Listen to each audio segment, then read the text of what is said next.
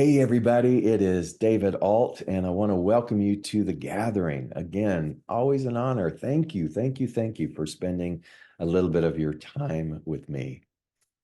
This feels very exciting to me, what I want to share with you. And it's interesting because it's got so many different starter angles by which to introduce this. And I have started this video multiple times and I go, no, that's not it. So this one, hopefully, let's see if this one catches. But it's about our ability to understand this thing inside of us. I call it the gnawing feeling.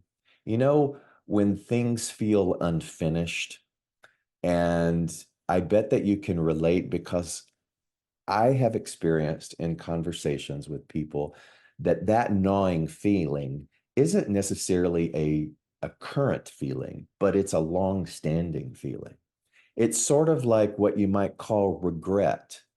It's those pieces within us that, for whatever reason, have never fully come to terms with incompletion or indecision. And when you look at the way in which we individually navigate our lives, so much of what we are doing has a whole spectrum of incompletion. And that's why when we do complete something, finish what you start, when we do complete something, there is this sense of satisfaction. And a lot of times, if you link all these little micro completions together, you start to cultivate a way of moving through the world that has less and less of that gnawing feeling. I'll give you a little example. So, a couple of weeks ago, I started spending a lot of time in our backyard. It's springtime in Atlanta, favorite time, getting dirty and pruning everything and planting and whatnot. And we just love it because we like to spend a lot of time in our backyard. It's a haven, a sanctuary. And in the process of doing that, I looked up over at our neighbor's yard and they were outside doing the same thing. Now, things had been weird with them and we loved them, but something went awry and we weren't really sure why this thing went awry. And you know how that gets awkward? And oftentimes, what you will do instead of addressing it directly, we would invite them over for certain things and they would keep denying it. And we're like, what happened? And then time keeps creeping. And then we went overseas. And so now we're talking well over a year. We haven't really communicated. And it was that gnawing feeling. And here I am. And it's not to say that since we've been back, we haven't seen them, but it's just kind of been one of those things, or we just haven't interfaced at all. And it didn't feel good. And that gnawing feeling was there. And so I'm out, I look over, ooh, there's that gnawing feeling. And something in me said, get up, go over to the fence, say hello. So I did. I went over and I said, hello. And long time no talk. And then I asked about her mom. And I come to find out that her mom had passed away last September after we had left to go overseas. And she was experiencing a great deal of grief. And all of the months leading to her mom transitioning had also been filled with all kinds of grief and all of the things that come with being a caregiver. And you start to realize that a lot of the things that you interpret have nothing to do with you. It's what the other person is going through. And that was the case with this. And it was this beautiful conversation. And she talked about, even though it was last September, she's still feeling all of these feelings. And we had a brief conversation about the unpredictability of grief. And she said, we miss you both so much, and time is precious. Let's get together. And I tell you that because in the moment that, like, following the intuitive nudge to get over and walk up, that gnawing with regards to this situation completely went away. And I began to think about that these last few weeks, that the gnawing, what pacifies that gnawing or that regret? And one of the things that we've discussed and talked about, my partner and I, and another friend in this exploration, is that completion, the act of completion, is a really healing agent because many of us are walking around with just bundles and bundles and bundles of things that feel incomplete. And the human part of us, the reptilian brain part of us, that which is in this conceptual skin suit, loves completion. We love solving. We don't like mystery. We don't like ambiguity. We don't like not knowing. We don't like chaos. And so there's a bit of attachment and control that, let's face it, it's just baked into the human condition. So we try not to like label it blankly as wrong. It's just like, how do you elevate it in such a way that you can hold both the activity of completion, but also the mystery in equal parts so that one is not, or the absence of one is not creating this long-standing gnawing feeling. And so you have to ask them, there will always be a realm of mystery. There will always be the word we use in spirituality, infinite. And whether we realize it or not, we can't define what that is because it's indefinable. Duh, right? We can't define, but we want to because the human part of us, the dualistic part of us, wants to put it in a conceptual framework. And there are just things that we can't. That's the mystery. That's what that's what faith is centered on. It's what it's honed around, is becoming at peace with the unknowable, becoming at peace and in awe of the infinite intelligence that we will never be able to define. It's becoming in awe of the lack of a finish line. It's having a vision and knowing that you will never complete the vision when you're in this skin suit, that kind of thing. And so, as much as we love to say, there is infinite good, there's a part of us that gets a little tangled because we want to define the good. We want the when, where, how, and why. And it just doesn't happen. And so, this is going to sound weird, but what do you and I have control over? We have control over the intuitive nudge that says, stand up and go over to the fence. We have the ability to practice that muscle of honoring those sacred nudges and going and saying yes to the opportunity and not getting mired and bogged down in the over analysis or grudge or fear like of rejection. So what if it hadn't happened that way? What if she had just ignored me and gone on? Would that intuitive nudge to stand up and go over there still uh, have borne any less fruit? I'd like to think no, that it wouldn't, because there won't always be that receptivity out in the human world. But for every time that we honor the nudge and we go up to the fence of indecision and we say, hey, and we make ourselves available, the the percentage, if you will, the leveraging of the fruitfulness is going to be far more than if you never got up off of your knees and stopped digging in the dirt. Do you follow that metaphor? And so here's something that is really, really interesting. There's a podcast that Ram Dass gave. I opened up an old spiritual book of mine called The Power of Decision by Raymond Charles Barker. And when I'm looking at these things that coalesce with completion, one of the things that I've been hearing is that so you've got this field of the infinite, which we don't understand. One of the things that's so sticky or tricky in for me in Tibetan Buddhism is the use of the void or emptiness. It's kind of strange to be able to correlate peace with that, like just go into the void, into the emptiness. Again, because of the activity of the human mind. And talking about the realm of the infinite and not being able to define that.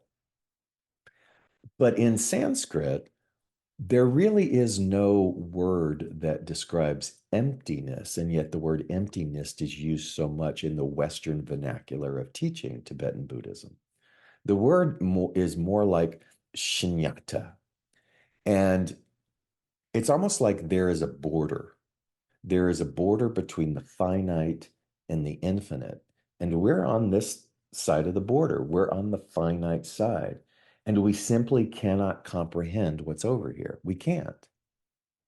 So in this field of shunyata, or this, it's not even emptiness, it's just the indescribable immensity, all the human words, all the conceptual words we can find to describe this experience. And we try to have experiences of this, of shunyata. We try to get a taste of this. How do we do that? Every time we complete something. Every time we follow through with the intuitive nudge, every time we become attuned to the consciousness that says, stand up, go into this particular form of your mystery and see what happens. And it's not about the attachment of the outcome. It's almost like, will you, dare I say, obey that and walk into it. And the more that we do that, the more that we create a life that is overruling the fear and the rationale that says don't do it, the more that we let go of all the backstory and all of these self-generated justifications why blah, blah, blah. The more that we break the shackles of this is unsafe and we just keep standing up and going, the more then we begin to have more understanding and experience of that which is in the realm of shunyata or the infinite, because our finiteness begins to expand. Does that make sense? And so here's what we can do.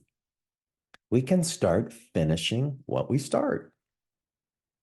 Finish what you start. Clean things up.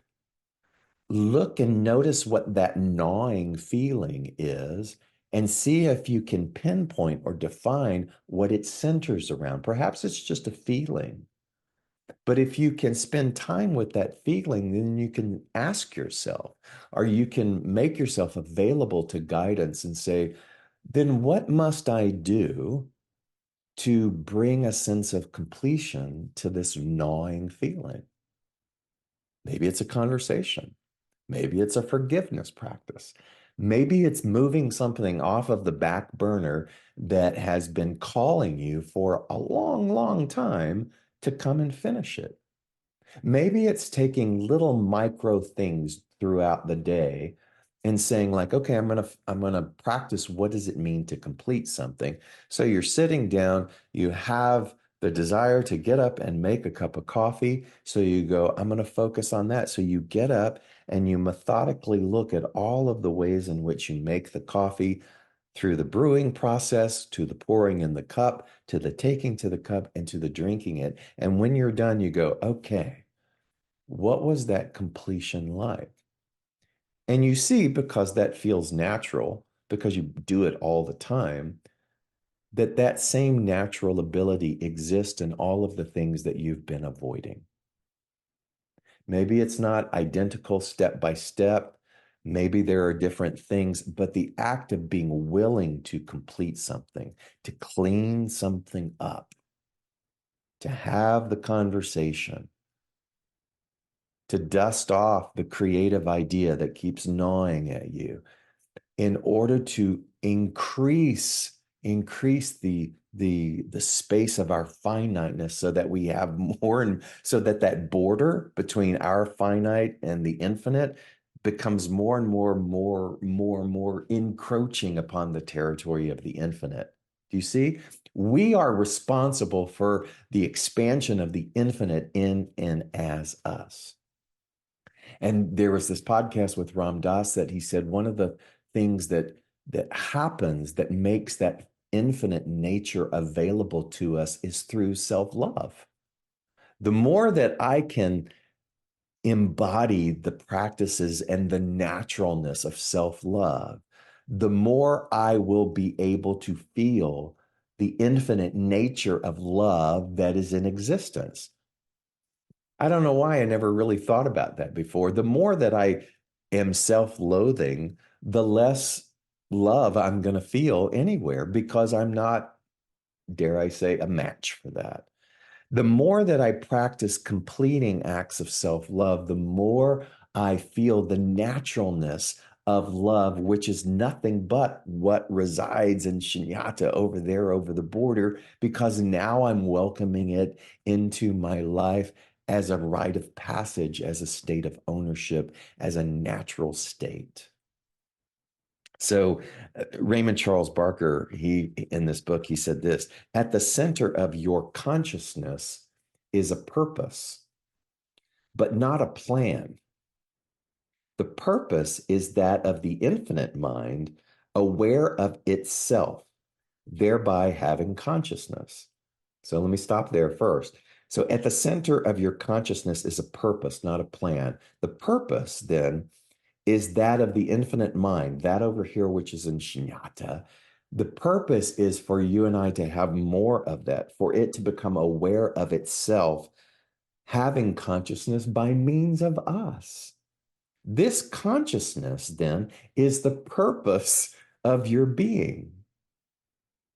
You want to know what your purpose is? Your purpose is to be aware of the consciousness that you are. That's it. It's not, it's not vocation. It's not activity. It's not what should my major be. It's not blah, it's not your purpose, our purpose, my purpose is to be aware of the consciousness of us as our being. He says, it is why you are what you are as consciousness. It has nothing to do with what you are at the fact level. This you have self-determined and experienced. Your real purpose is you as consciousness, intuitively directed by ideas, free to move in consciousness as consciousness, experiencing endless fields of consciousness. When you decide that this is what you really are, the purpose is known to you, and you perceive yourself as a continuum of thought and feeling, directing your experience world with volition, choice. Your plan, your own plan, for there is no one to plan it for you. You select the ideas for your own experience, for besides you as the selector, there is no other. Our real purpose is that thing that when I'm bent over in the dirt and I look over and I notice that thing is a part of the gnawing feeling, and I get up and I walk over to it.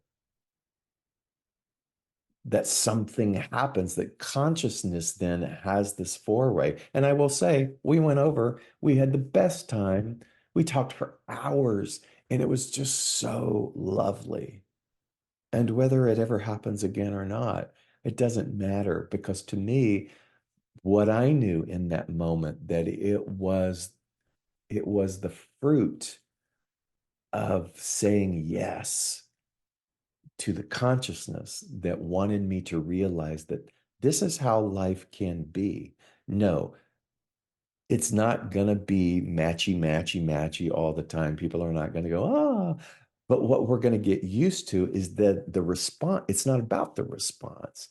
It's about my relationship as consciousness to go. and to put myself out there without attachment in the expectancy of a long-standing good, and to be the receptor of that which is across the border over here in Shunyata, more and more and more as me. That never stops till I take my last breath in this human form known as David. It will never stop being like that. So,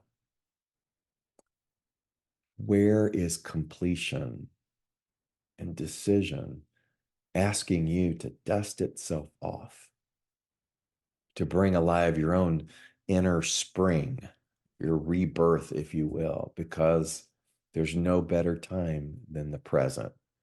If not now, when, my friend? Much love.